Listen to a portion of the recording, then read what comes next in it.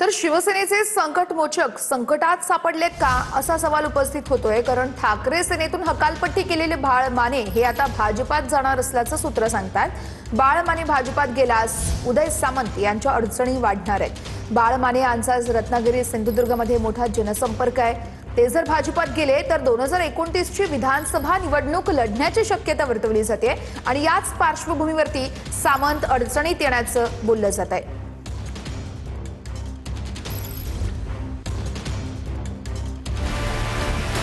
उद्धव ठाकरेंच्या शिवसेनेतून हकालपट्टीनंतर कोकणातले बाळ माने भाजपमध्ये प्रवेश करणार असल्याची सूत्रांची माहिती आहे। येत्या काही दिवसात बाळ माने भाजपमध्ये प्रवेश करतील अशी माहिती असून ते मुख्यमंत्री फडणवीसांना आज भेटण्याची शक्यता आहे। भाजपमध्ये पक्षप्रवेश होण्याबाबत चर्चा झाली का काही? भाजपची चर्चा तर झाली, पण बाकीची लोक सुद्धा डोकावत आहेत की मी त्यांच्या पक्षात यावं म्हणून। मी अद्याप कोणते अजून ऑफर आहे तुम्हाला? नाही, आता सगळंच काही सांगणं बरोबर नाही। वेट अँड वॉच आपल्याला दिसेल। बाळ माने आणि विनायक राऊतांमध्ये जुंपल्याचं पाहायला मिळालंय। विनायक राऊतांना शिंदेची शिवसेना ठाकरेंकडे हेर म्हणूनच ठेवणार असल्याची टीका बाळ मानेंनी केली आहे। तर षडयंत्र रचून बाळ मानेंनी उमेदवारी मिळवल्याचं म्हणत विनायक राऊतांनी प्रत्युत्तर दिलंय। बाळ मानेने गद्दारी करून उद्धवजी ठाकरे साहेबांचा विश्वासघात केला, त्याचा तीव्र धिक्कार आम्ही करणारच आहोत।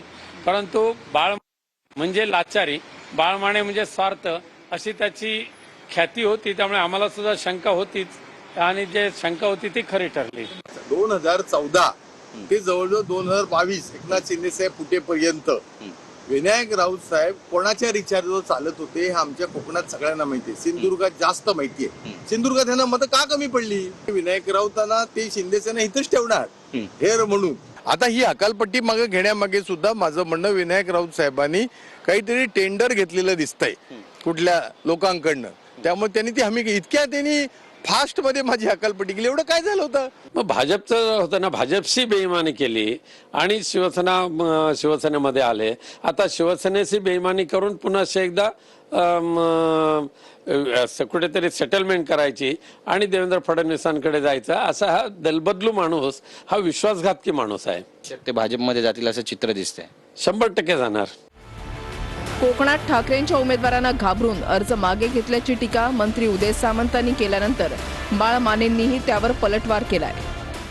की शहाणपणा करून आमच्या कोकणामध्ये युबीटीनं भरलेला फॉर्म मागे घेतला आणि आमच्या कोकणातली निवडणूक देखील बिनविरोध होईल अशा पद्धतीची शक्यता निर्माण झाली। कोकणातला फॉर्म जसा घाबरून मागे घेतलेला आहे तसं तुम्ही घाबरून मागे घेऊ नका, तुम्ही सन्मानपूर्वक मागे घ्या। उदय सामंत हे नेते आहेत शिवसेनेचे, ते ना उपमुख्यमंत्री पण व्हायचं आहे, त्यामुळे स्वाभाविक ते असं बोलू शकतात। एकनाथ शिंदे साहेबांचे त्यांचे खूप चांगले सौदार्याचे संबंध आहेत, त्यामुळे आमचं नेतृत्व आहे। उदय सामंत रत्नागिरीमधून ते 5 वेळा निवडून आलेले आहेत। ते प्रयत्न करतायत की मला कधी संधी मिळते, तर त्यामुळं ते ठरेल आता कोण घाबरलं काय घाबरलं। गैरसमज निर्माण करायचा माननीय उदय सामंत साहेबांकडे लोकांनी शंकेनं बघावं, याच्यासाठी केवळ ते बाळ मानेंचं स्टेटमेंट असू शकतं, त्याच्यामध्ये 0%